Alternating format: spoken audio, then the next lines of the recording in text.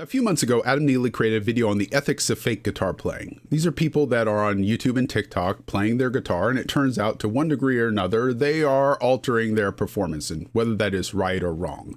That video has stuck with me, not because of music, but because of tabletop role-playing games. Hi, I'm James, and on this channel I talk about things I think about, plan, and plot for my tabletop role-playing games. And you might reasonably be wondering, what could fake guitar playing possibly have to do with RPGs? Neely takes the video from a discussion about what is right and wrong in terms of altering your performance into a conversation about what different genres of music, sub-communities within the larger community of musicians, care about. Neely suggests that, for example, in the genre of rock and metal, they care primarily about athleticism. As a person that listens to anything that could be reasonably categorized as rock and metal, when I see a guitarist or drummer live, or what I would perceive to be in real time, show off their mastery of the instrument, their speed, their precision, and endurance, it is awe-inspiring in the same way seeing an athlete do something that requires years of training and mastery of their body would be. I enjoy listening to jazz music, but despite taking piano for like 8 years, I wouldn't know the difference between a diminished C chord and an augmented seventh. My wife, though, does understand musical theory and is a jazzophile, so I asked her if she agreed with Neely's take on the jazz community, just to, check my work, and she absolutely does, so I guess I get to proceed. If you want to play with a jazz band, musical mastery of the instrument is like barrier to entry. And they might find your ability to shred impressive, but they care far more about your ability to improvise and collaborate in the moment through an understanding of the musical theory. We have communities in TTRPGs, old school Renaissance, old school revival, traditional play, Nordic LARP, storytelling games, plenty of them without official names. Sometimes they play completely different games. But sometimes they play the same game with a different emphasis on a different part of the game. Each group is valuing something specific. And it's not just like the base mechanics, like D20 versus D12, thematic or narrative, rules light or crunchy. And it's not an aesthetic either, like horror or heroic fantasy. There's a core value that the groups come to when they're playing tabletop role-playing games. And there are ways, things that are taboo within those values. This isn't about individuals or even an individual table, but about a larger community that is made up of lots of tables and even more players, more like a genre of play. Within that community, there are things that you can get away with and things that you can't. Back to the music example, there's mostly okay if you want to equalize your guitar video. It's just there to improve the sound and get rid of some unwanted noise. You still played the same notes on the time that they were actually played. But if you want to completely fake your direct input video, the members of that community are going to want to show you the door. I'm going to stick to the 3 communities that I have actual experience with. If you're a member of one of these communities and you want to disagree, or you're a member of a different community, then by all means drop it down in the comments. I'm interested. Just remember to be respectful to each other. You may come from different communities or different traditions of playing role-playing games. The old school Renaissance prime value, from my perspective, seems to be inventiveness. It requires an understanding of the rules and an understanding of the particular encounter that you're in, and then approaching it with a unique solution given a limited amount of tools. They MacGyver answers to encounters with items found in a garage. Abilities, items, and skills that are too broad kind of ruin their opportunity to be inventive. That's why their characters tend to be more scrappy mercenary than overpowered superhero. It's also why their games tend to be more lethal. If there's not a mortal danger in every encounter, then they're not really incentivized to go and find clever solutions to get advantages on their side. I don't have to melt down a wax candle and make a mold of a key that I stole off the guard and then return the key and then melt down a pewter spoon into the mold so that I get a perfect replica of the key to open the Baron's vault if you can just cast knock.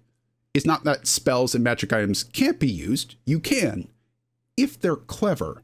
If you're somehow able to use a smoking bottle to get into the Baron's vault, then that's cool. If you use a portable hole to do it, meh. It's in the gray area. It's certainly allowed, but it's kind of boring, and you're not going to get clapped on the back for that one. If your clever answer requires a specific interpretation by the table, or more importantly, the dungeon master to agree with it, you may get told rulings not rules. That expression reinforces that to the OSR community, strict adherence to the rules is not the value, but allowing inventiveness within the framework that the rules establish. Narrative and story communities value the ability to co-create. If you as a player are going to invite other people into your scene, you're going to be everybody's best friend. If instead you are forcefully injecting yourself in other people's scenes like, I'm there too, or I'm going to come along, or I have something to say to that person, then try to steal a bit of the spotlight, you're going to really irritate some people. If you try to unilaterally dictate how the narrative will go, you're kind of working against most of the values of the community, even if you are the game master. Many of the games that these communities value have a lot of meta currencies to allow players to override what the dice say is happening or what the game master has said is happening. Daggerheart leans heavily in this direction with their mantra of follow the narrative and the generation of fear and the nebulous options that it encourages the dungeon master to consider are a manifestation of the desire to allow the players a more collaborative role by tying the game master's ability to move within a scene to the player's failures. The next group I call skirmishers. If there's an official name, then I just don't know it. They primarily see TTRPGs as a combat game with hero units and a narrative that ties all those combats together in an overarching story.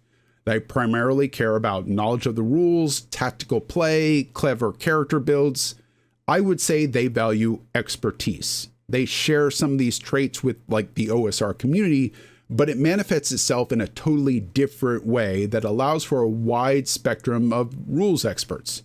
If we use the term from Seth Gorkowski's Why Rule Lawyers Suck video, then a rules expert is totally fine, encouraged even. It makes the game just run smoother, whereas a rules stickler, it's annoying, but it's within the gray area of permissibility, whereas a true rules lawyer, someone that is trying to selectively apply rules for their personal benefit, is violating the expertise value because they're no longer about the expertise, they're about winning at all cost. To me, system matters only in as much as it allows you or prevents you from expressing what you value in a TTRPG. In a perfect world, you and your group share the same values, and you have a game that incentivizes you to do what it is that you value in a TTRPG. But that is hardly ever true because people are individuals and they're going to want to do different things. And that is fine because most games have ways for those of different communities to express what they value in the game. Draw Steel is intended to encourage tactical play. It's one of MCDM's goals for the system. It does that by encouraging players to find ways to combo different abilities so that they can achieve victory in combat. But that is certainly not the only group that enjoys playing Draw Steel. There's nothing stopping a player from a story community from expressing what they enjoy in TTRPGs in that system.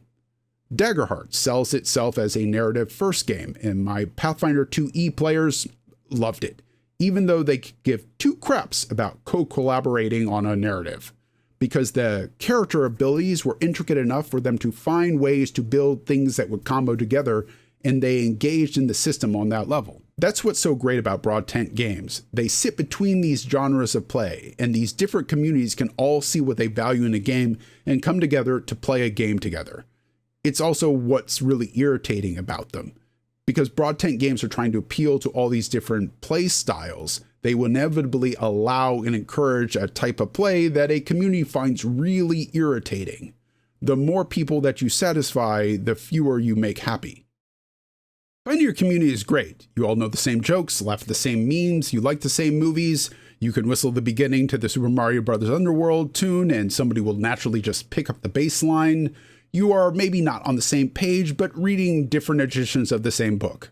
Though that's probably actually a bad analogy for this hobby. You are reading different translations of Beowulf. The words might be slightly different, but the story is the same. As communities get larger, they will eventually spawn evangelists. Hello, have you received the good news of Pathfinder? Hello, have you heard of our Lord and Savior Daggerheart? I like TTRPG evangelists because they are so excited by something that they're eager to go and share it with other people, and that helps everybody in the hobby. If you are a Daggerheart evangelist and you introduce somebody to TTRPGs through Daggerheart, then excellent. They are now in the broader TTRPG community, just as a jazz or metal guitarist is in the broader community of, well, musicians. It's okay if your friend says, Daggerheart wasn't really my thing, but I'm kind of intrigued to try Pathfinder. Do you want to give it a go? And as a good friend, you should. They're as excited about something as you were about Daggerheart. You should give it a try. Although they should be running it for you and not trying to get you to run it for them, but that's a different conversation. A little bit deeper in the forest and we get to zealotry, and that gets combative. God wills it! God wills it! Zealotry demands a right way to play. The Matt Mercer effect from a few years back is an example of this. Supposedly there were players that were so dedicated to how Matt ran his game that they believed that anyone that wasn't running the game exactly how Matt ran Critical Role had no business being a dungeon master. I never personally encountered this, but it ran around Reddit and YouTube for a little while. It is not, strictly speaking, just a thing with Matthew Mercer. There are fans of how Mulligan and Matt Colville run their games that are just as dogmatic. And it is not the fault of the M's. They are charismatic and they are good at running the game. Fans of those individuals are hoping that you, the other people at the table, will finally allow them to have that experience that they've been imagining in their heads and hoping for, probably for a while. For others, finding a right answer is comforting. People don't usually enjoy living in a fog of uncertainty. So, with the goblin being slain, the chief goes running into the nearby cavern, crying out in panic about intruders in the cave. Hey, am I doing this right? Maybe, possibly. Did it feel like it was working? How would I know if it did? I don't know. You just kind of got to gauge your players. Could you just tell me the answer, please? Man, what do you want? There's a lot of possible right answers. It depends on who you are as a dungeon master, who they are as players, what kind of game you're trying to run. Like, are you trying to make it feel like gritty survival, heroic fantasy, or are you going for like a horror vibe or something? Like, there's lots of possible right answers that might be wrong answers in different games. It's an art, not a science. With something as large as telling stories and playing games, RPGs, we're trying to engage a lot of people in a lot of different ways. There's a lot of different ways to play music. Jazz and metal aren't right or wrong, they're different, even though within each of these genres, there might be things that are more or less acceptable. The same could be said of other collaborative activities like filmmaking or sports. You can't legitimately say whether it's right or wrong to kick, throw, or hit a ball with a stick. Different types of games are trying to show athleticism in different ways. You can think one way is great, you can extol the virtues of that particular way, but you can't legitimately say one way is right and the other one is wrong.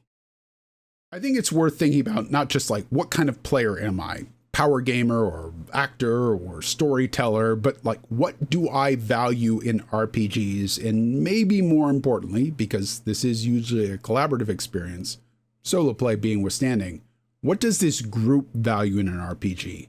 They're not going to fit a specific community perfectly, but it gives you some place to start, broad strokes that you can later paint in the details. And if you are a dungeon master running middle-of-the-road games, it gives you a yardstick by which you can measure what you want to emphasize in a particular game session, or maybe what you might want to house rule. For storytelling players, I'd steer towards lighter combat, fewer presumed combat encounters, and I'd try to stress conversations and inter-player connections. If I was playing with a skirmish community, I'd make higher difficulty fights, more complications, obscurement, cover, terrain changes, side objectives.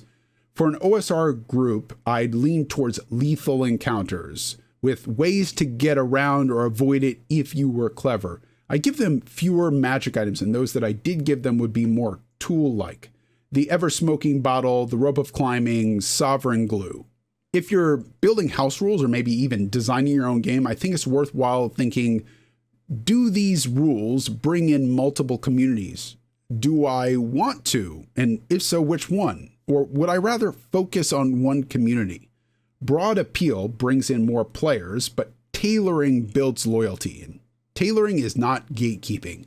Within the gates of the TTRPG community, there's lots of different games. Until next time, Dungeon Masters, remember you're a player too. Try to have some fun.